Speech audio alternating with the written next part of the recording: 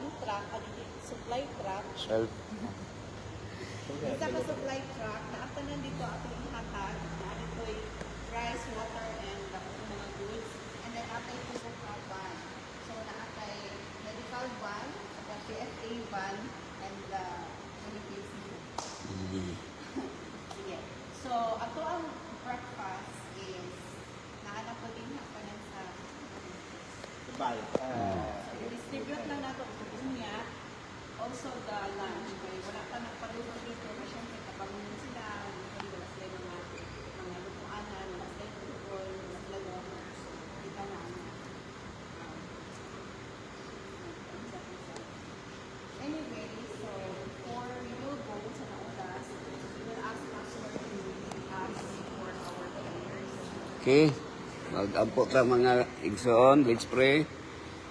Gracious Lord in heaven, we are very much grateful, Lord, for another day that you added to our lives. Now, this morning, we gather together as we will be going to Sarangani, O Lord, to do your ministry, especially medical mission. May your presence be upon us always, and may your traveling mercy be upon us as we will be going there, and keep us from harm and danger, Lord. And I pray for the protection, especially for our drivers. May you bless them and help them, O Lord. And thank you so much, Lord, for your goodness and mercy to us.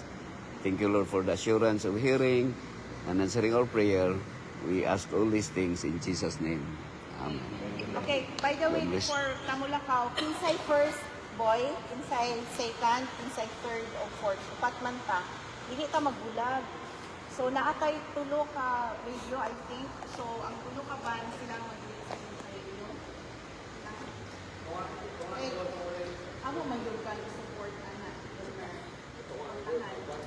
So kinsay una? Kung alam para di mawala. Si Bernard una.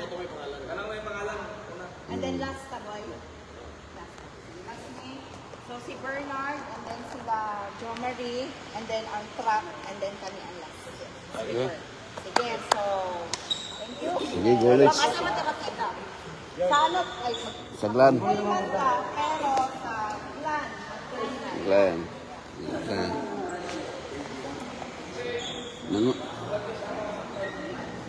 Glenn, may mga kapatid. Glenn Sarangani.